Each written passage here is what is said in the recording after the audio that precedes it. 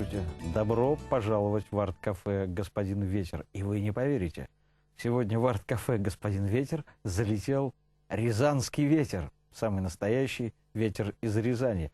Я хочу представить нашего гостя из Рязани, поэта, критика, члена Союза писателей России Нурислана Ибрагимова.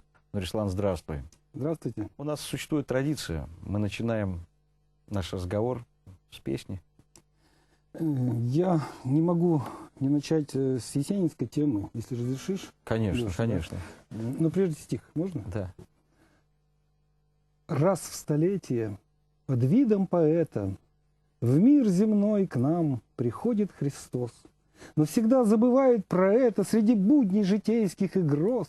Все идет он, никак не согреясь, и нигде не находит приют. То его Александр Сергеевич, то Сергей Александрович зовут, и слова его Божьи, и ласку, даже то, что из мертвых воскрес, принимает за детскую сказку в ожидании реальных чудес. Под ногами небесная манна, жажда крови толпу горячит. То кричит она слезно, осанна, то распни его, грозно рычит. Мир, пронзенный Иисусовой раной, пред своею виною большой, то поникнет башкой покаянной, то грешит окаянной душой, не жалея ругательств отборных и камней, и плетей, и плевков. Мир поэту твердит: ты, разбойник, будь же проклят во веки веков. Вновь и вновь повторяется действо, хоть в опале поэт, хоть в чести, каждый век для него фарисейство водружает крутые кресты, вот и прах его бедный рассеян. Но смотрите, сияет с икон златоглавый младенец Есенин на руках у рязанских мадон. Свет поэзии свято хранится, он в Рублевскую Троицу влит, где в лазурной своей плащанице с ликом ангела Пушкин сидит и взирает с отцовской любовью на внимающих Божьим словам, истекающих праведной кровью, пригвожденных к позорным столбам. Он зовет нас в святую обитель, где мы с чистой душой восстаем. Помяни, помяни нас, Спаситель, в поэтическом царстве своем. Соки холодный ветер несется, едва ладони я отогрел, но вновь над Константиновым солнце на 3 число в октябре. Последние цветы из палисадников украсили портрет на горе. И вновь глядит Сергей Александрович, глаза в полнеба сам в серебре. Последние цветы из палисадников украсили портрет на горе. И вновь глядит Сергей Александрович, глаза в полнеба сам в серебре. Как диакон, позабыв про кадила, безгрешной красотою объят, не верится, что здесь проходил он лет 100 или чуть меньше назад. Не верится, что в светлых одеждах стоял на этом месте, где я в каких-то невозможных надеждах на чистую ступень бытия. Не верится, что в светлых одеждах стоял на этом месте, где я в каких-то невозможных надеждах на чистую ступень бытия. Опять звучат чудесные песни, мир кажется таким молодым. Смиряются все распри и спеси под именем его золотым. А сам он весь в пространстве бездонном, над этим вот помостом причем. То кажется себе осужденным, кто чувствует себя палачом. Но невозможно вырвать и выбить его, как этот холм над рекой, где хочется во здравие выпить назло тем, кто поет упокой. Не пойте, бесполезно стараться, ему вы проиграете вновь. Есенин еще может подраться за нежность, красоту и любовь. Не пойте, бесполезно стараться, ему вы проиграете вновь. Есенин еще может подраться за нежность, красоту и любовь.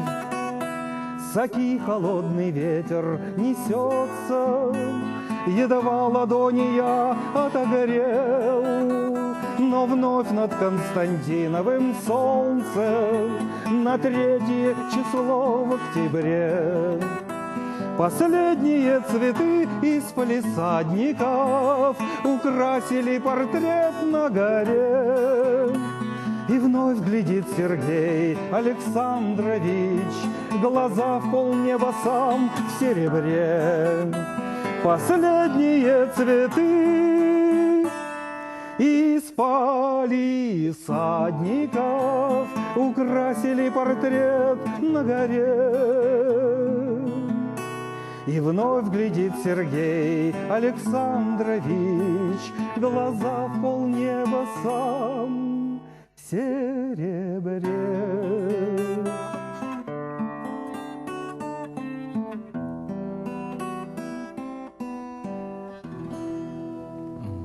Браво, браво, Нурислам, спасибо.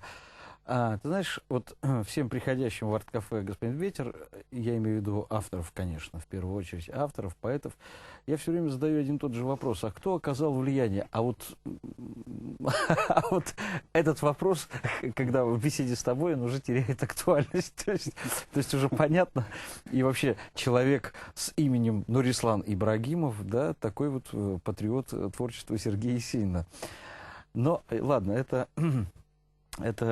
как бы такое отдельное отступление. Я почему-то вспомнил гениальную сентенцию Чингисхана, да: «Душа покинет клинок, если отец не позаботится о сыне». Я знаю, что ты занимаешься со студентами, с детьми в литературных студиях, даешь им мастер-классы по стиховедению, по стихосложению. Мало того, я знаю, что на форуме имени Гумилева «Осиянное слово» ваша рязанская девушка получила гран-при. Вот скажи, пожалуйста, как вот сегодня молодежь в Рязани интересуется, значит, литературным творчеством, сочинительством?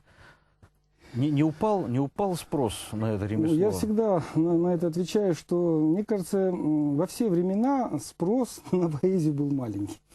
И нечего там как-то думать и надеяться, что когда-то были золотые времена, когда народ валом валил. Ну, можем, но конечно, вспышка вспомнить, была да, в советское такие, время, в 60-е. Такие моменты годы. бывают. Ну, и сейчас эту вспышку достаточно легко организовать. И, видимо, тогда она была организована.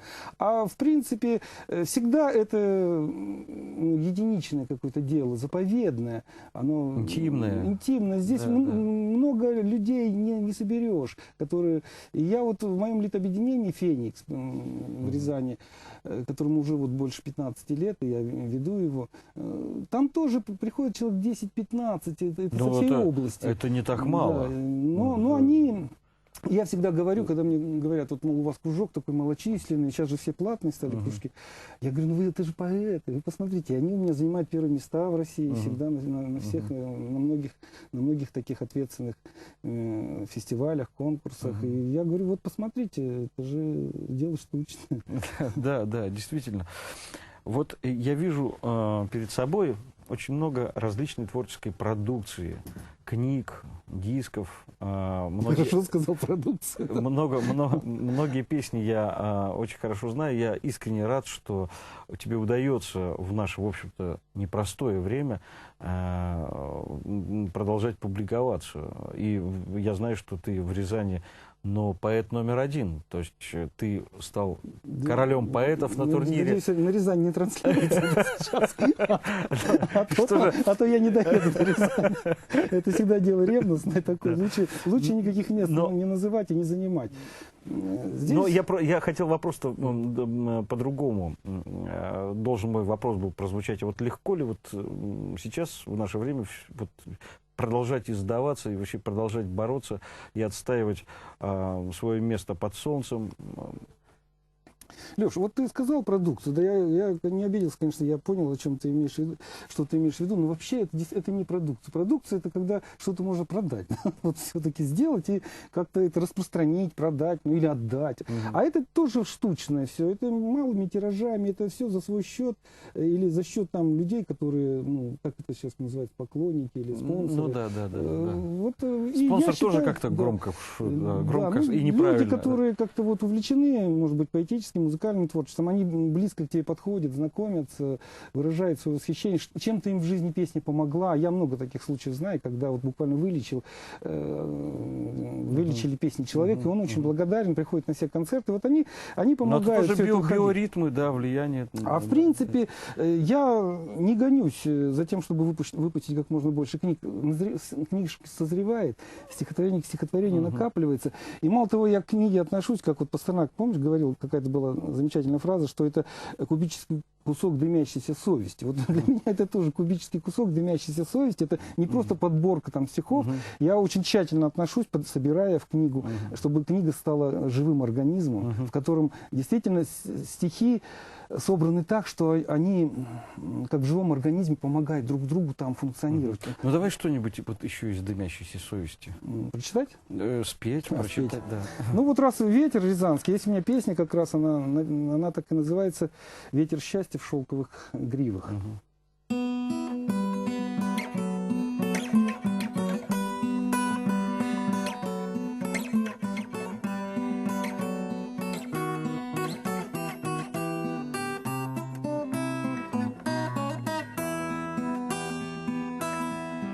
Я не знаю, как мне вернуться назад и от всяких благ отказаться я рад, но еще хоть раз на холме бы встать, 4 ветрам свою жизнь отдать. Первый ветер мой по траве звеня, в то село домой унеси меня, где отец мой жив и здорова мать, где от конских гриф серебрится гать.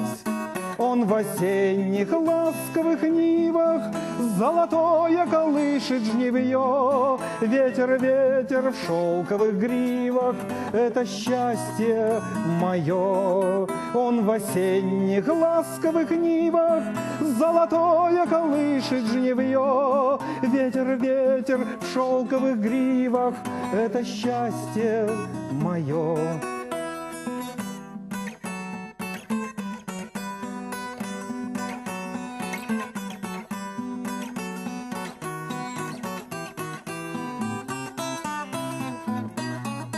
А второй мой ветер — это юность моя, он и свеж, и светел, как родные края. Жеребенком он в табуне бежит, еще толком он не умеет жить. Третий ветер жжет синевой глаза, я скачу вперед, отставать нельзя. Но прекрасна жизнь, как река, и в ней нет ни зла, ни лжи, сколько хочешь пей. Он в осенних ласковых нивах золотое колышет жнивье. Ветер, ветер в шелковых гривах — это счастье мое. Он в осенних ласковых нивах золотое колышет жнивье. Ветер, ветер в шелковых гривах — это счастье мое.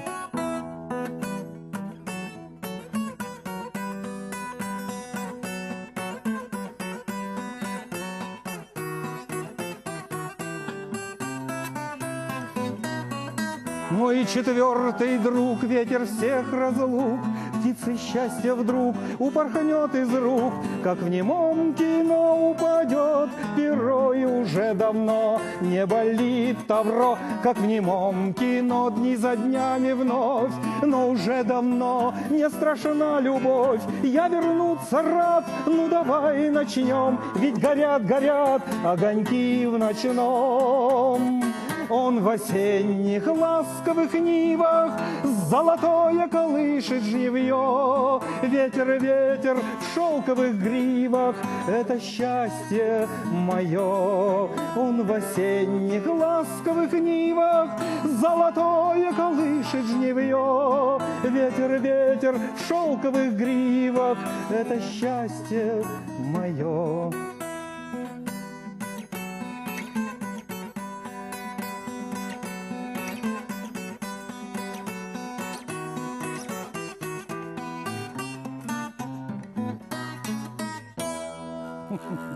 Ну, прошу прощения за небольшой брак в авторской песне. Да, да, это нормально.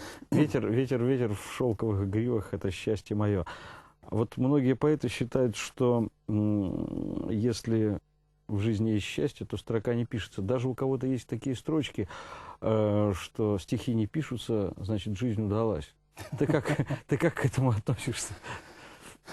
Ну, Рубцов, например, по-другому говорил, что про поэзию, что не от нас она зависит, а мы зависим от нее. Вот я, например, завишу от того, что я делаю, и я не делать этого не могу. Мне повезло в другом, и как-то я так свою жизнь устроил, что я не завишу от результатов как бы творчества, от распространения, то есть я на этом не зарабатываю. Я, слава богу, То есть ты у меня свободный, еще есть настоящий несколько профессий, художник, да, я, во-первых, я художник профессиональный, то есть я могу себе заработать чем-то другим, и поэтому вот на свои стихи я не возлагаю такую нагрузку, чтобы вот они как-то понравились кому-то, сыграли вот такую еще как бы денежную роль, что ли, в жизни.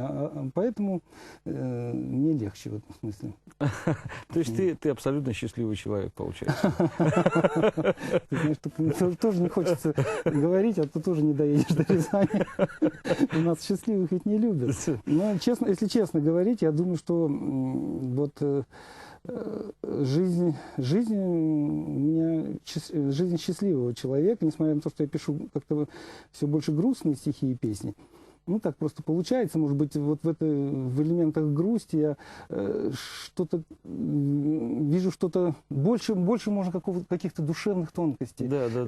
Очищение-то в слезе ведь очищение-то, а не в смехе. Да. Смех это как раз признак. Большие поэты не шутили. Да, плебса, да. То есть. Ну, в принципе, человек счастливый. Я вот даже как-то, слава богу, меня пронесло мимо войн. Вот многие мои однокурсники, одноклассники все-таки попали вот под этот механизм, маховик, да, и с покалеченными судьбами, а то и вовсе не пришли. То есть в этом смысле тоже, хотя я очень... Ну, я и в армии служил, срочную службу, и как бы вот знаком с суровыми буднями мужскими. Ну, это понятно. Так, вот еще такой вопрос. Но по поводу твоей литературной линии все понятно, да? Есенин, Рубцов, наверняка там и Клюев, и Клычков, Орешин. А вот музыкальное влияние, или вот оно само по себе у тебя такое? Нет, я вполне четко, тут скрывать нечего, и, наверное, многие его уже как бы так проследили. Я вот, меня поразил, первый, кто поразил в авторской песне, и вообще среди людей, которые сами пишут песни, сами их исполняют. Тогда она ведь называлась по-разному, и самодеятельная, и КСП, там, и авторская. Но меня поразил Евгений Бачурин. Во-первых, он художник, и поэтому мне близко очень было его видение, его поэзия. И вот то, как... Но в основном зрительная метафорика у художника, ну понятно. Да. И я как бы вот эту вот линию бачуринскую продолжаю. Может быть, впрямую как-то, конечно, подражать ему очень трудно, потому что это высочайший мастер. И если всмотреться, там просто невероятно, как это можно было сделать. Там очень много какого-то неземного, небесного. Но у него, в общем-то, линия и мощная, и социальная, и гражданская. Совершенно верно. Да, Бачурин, это понятно. Ну, это из авторской песни, а вот другая музыка какая-то тебе близка, там, ну, может быть, фольклор, джаз, я не знаю, Я люблю классика. хоровое пение. Хоровое пение, да? Русские народные песни, Значит, для меня значит, это просто да. за счастье послушать. Мгм. Вот. Ну и вообще народные песни. Мгм. Я не пропускаю никогда момента послушать вот, какую-то национальную песню. Ну, Настоящий. как сказал Юрий Кузнецов однажды, песня должна быть такой, что человеку захотелось бы вскочить в седло и выхватить шашку. Да. То есть это то состояние, когда вот, когда человек идет в бой, да, ему вот комфортно, наверное, да, это вот настоящие песни. И если вспомнить, ой, мороз, мороз, это ведь заговор против смерти. Многие думают, что это песня. Вот заговор это интересно. Да, да. это Многие думают, интересно. что это песня, дескать, мужичок пьяненький сел там это и поехал за дровишками в лес, а ведь на самом деле это никакой не мужичок, никакие дровишки. Вот эта тема мне ближе. Это заговор против Не смерти. знаю, как насчет шашки. Чтобы... У песни, видимо, много задач. Да, и, как говорится, и развеселить человека, и согреть его в трудную минуту, и поддержать, и помочь, и на какой-то душевный ритм. Ну вот это лечебное, образующее как бы вот функция песни, она мне ближе. На самом деле. Меня самого лечат песни. Очень Руслан, сильно. у нас И я. осталось очень мало времени. У нас На буквально на одну песню. Ну, вот такую тогда.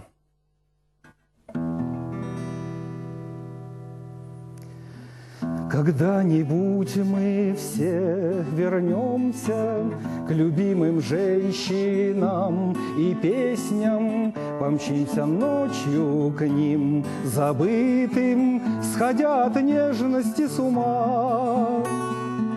Шофер попутного фургона, где так накурено и тесно, борясь со сном, начнет беседу про гололед и про туман. Только, моя любимая, не падай.